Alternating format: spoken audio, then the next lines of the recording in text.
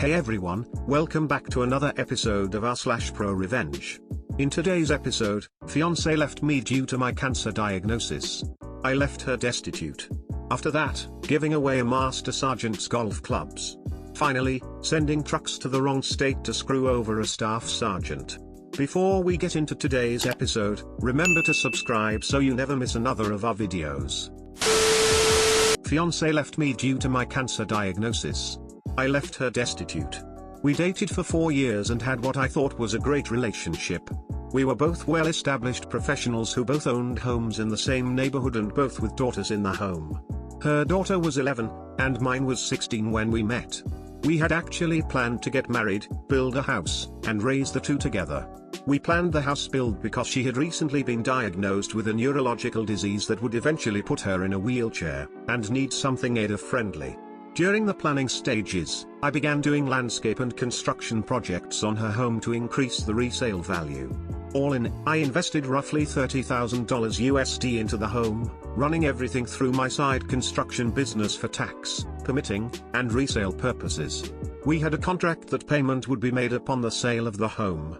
I produced invoices for each and every project, but never pushed for payment because of the prior agreement. Fast forward 6 months, we're looking at property to develop and finalizing drawings on the home when I began feeling ill. I couldn't eat, constantly vomiting and passing blood. I began noticing that my abdomen looked swollen, which was odd because we were both very clean eaters and were in the gym every day. So I went to the doctor and began having tests done. During this time, she began having small cognitive issues, and the stress of her current position was exacerbating her condition, so she took a $20,000 per annum cut in pay along with a lesser position inside the company. After a month or so of different tests, and a biopsy, it came back that I had a golf ball-sized tumor in my stomach, and would need to begin chemotherapy. So I began chemo and radiation treatments, which made me, expectedly so, extremely ill. She was spending time helping around my place on the weekends and staying over more, to the point that they were both at my home, more than theirs. At this point, I suggested that we go ahead and put one of our houses on the market, and move in together until the new house was built. I have great supplemental insurance as well as a long-term illness plan, so using that coupled with the sale of one of our houses would push us through comfortably, and help ease the financial stress on her. Shortly after this discussion, she became extremely distant. Her daughter wasn't coming down and hanging out with mine anymore, she had excuses for not getting together. She quit driving me to treatments and stopped staying over. She then dropped a bomb. A sentence that will forever be burned into my psyche: I love you, but I can't see myself taking care of someone this sick in the long term, and I don't think we should see each other any longer. In a text. It broke me. I won't lie. This was the first woman I had ever opened up to and planned a life with since my wife died when my children were 1 and 3. However, I tried to be mature about it. I forced myself to understand her position and to accept what I could not change. I calmly, the next day, gathered all of her things, packed them neatly, loaded them in my truck, and took them to her house to leave on the back porch while she was at work, in order to avoid any awkward exchanges. Walking around the back and under the porch cover, I sat down a box, and saw her in her back living room, on the couch having sex with a man that she had introduced to me as a lifelong friend. I had dinner and drinks with this man and his girlfriend. We had gone on vacation with them, as well. I never spoke of the incident with her, and simply sent her a text later, explaining that I would leave her things on my side porch to pick up at her convenience. I discovered 8 or 9 months later from his now ex-girlfriend, that they had broken up due to him confessing that he had been sleeping with my dating back to about the time we were finishing drawings on the new home. Now I'm pissed. Revenge time. At this point, I had finished chemo and radiation for the time being and was feeling healthier. I was going through some much neglected paperwork when I ran across the file that contained $32,680 in unpaid, long overdue invoices, which were promptly sent to my attorney to begin lien proceedings on the home. It turns out that I couldn't have done this a moment too soon because she was set to put her house on the market.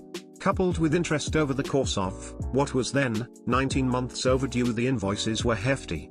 That, along with the agreement of settling them when the house was sold and attorney fees, left her with roughly $10,000 after the sale of the home and settling her current mortgage. She promptly had to back out of the purchase of another home and moved in with her oldest daughter, Sil, and 2 grandchildren. She also had to leave her job and begin receiving disability. I ran into her a little over a year ago, and she looked as if she had aged 20 years, and was in the wheelchair we had talked about. We chatted cordially but briefly and I excused myself and went on with my day. A few days later, her younger daughter called me and spoke of my running into her mom, and could we hang out sometime. I gave a vague answer, thanked her for calling and again, went on with my day. The ex then called me a week or so later, and began apologizing for leaving me as she did. Again, cordial but short, I thanked her for calling and hung up. She began texting and this went on for several weeks until one she asked if I could ever see us rekindling what we had, to which I replied, I can't see myself taking care of someone so sick in the long term. Remember the box on your back porch? Did you think that, lifelong friend, brought that over to you from my house? Good luck to you. Goodbye. Giving away a Master Sergeant's golf clubs. So many years ago I was a logistician in the United States Marine Corps. My unit was headed overseas on a little mini deployment to Morocco. I was in charge of the logistics in my unit even though I was only a corporal. This was because first we didn't have a staff sergeant to run the shop and the sergeants we had were garbage at logistics and got put to work for me. So anyways we're gearing up to go on this little mini deployment and the master sergeant who was going to be the highest ranking enlisted comes over to my office to chat. He starts off being real cool and then eventually asks if he can bring his golf clubs within one of our containers. I thought to myself that it would be wise to be on his good side since I was only a corporal and going on a deployment with his company. So I agreed, even though it was against the rules and regulations, however everyone does it all the time. So anyways we go to Morocco and he has his clubs. No course in sight but he was happy hitting balls so I didn't care. However, then everything changed. His Marines didn't request to bring enough materials to build what we were there for. They start saying I'm missing a 20-feet container, which doesn't happen to me. So I finally solve the mystery. It turns out they didn't request to bring enough and left the materials behind their office. So here we are in Africa to do a job but we don't have enough materials. So he tries to use me as a scapegoat. Even a gunnery sergeant and a staff sergeant of his get in on this and just treat me like shit because I refused to take the fall for their shop's fuck up. This goes on for the entire 2 months we are there, and we are in the middle of nowhere so nothing for me to do but deal. Anyways, we start heading home and we head back to civilization to a port and we had to clean our gear to go back to the US as per customs and biosecurity. So we are cleaning everything, even tank had to take tanks off their tracks and clean the tracks. It was a pain in the ass, but still a cool experience. The problem however was that the Master Sergeant kept needing to reopen containers that had been finished. Now the problem with this was that we had to have actual US customs agents on site and use their banding seals to seal the containers, which then had to be documented with the unique serial number. Every time we had to open one I had to beg the customs agents to open them and let us get whatever the MSGT needed, and them close it up without having to redo the cleaning. Normally it is a solid no, but the agents were cool, and we worked it out. Plus every night I usually ran into them at the bars and I would buy them beer. It got to the point where the agents didn't even have any of their own seals left because of how many times we did it. They ended up using mine to reseal. It really made things difficult and it was often for dumb shit. So finally I had it. It was literally the last day we had for cleaning and of course the MSGT wanted something else. So I asked the agents. They were really fed up of it. However, I then asked, do either of you guys golf? One of them said yes. I said then we need 2 containers opened. So we got the dumb shit for the MSGT, then we went to the other container where I knew the MSGT's golf clubs were hiding. I opened the container, pulled out the clubs and gave them to the agent. He looked at me and I just said I don't wanna hear shit about opening any more containers. He was cool with it and got it in his car. No issues from there on. Anyways, we get back to the States and the ship pulls in with the gear and we got it home no problem. A week later the MSGT comes in my office. He's all buddy again. He then asks where his golf clubs were. I said my guess is your garage or your closet. He forces a chuckle and goes ha ha, okay come on dog, where's my clubs? I then said what you're talking about MSGT. He then said my club's in the container. I then explained to him that per the Department of Transportation Regulation Chapter 3, I even had it down to the subchapter and paragraph letter, that no personal gear can be shipped inside of military cargo containers. He then starts getting mad and I keep repeating the paragraph. He loses it. Grabs me, but my shop's sergeant got to him quick and pulled him off before he swung on me. He never did find out what I did to his clubs, and I left the unit about 6 months later to go to my next command.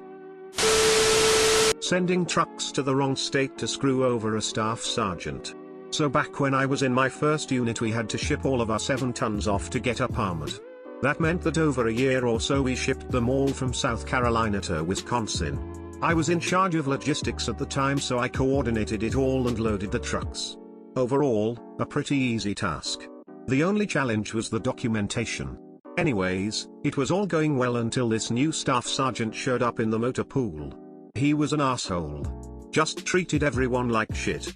He made my life miserable when I tried to ship these trucks. Like I didn't want to, it wasn't overly fun.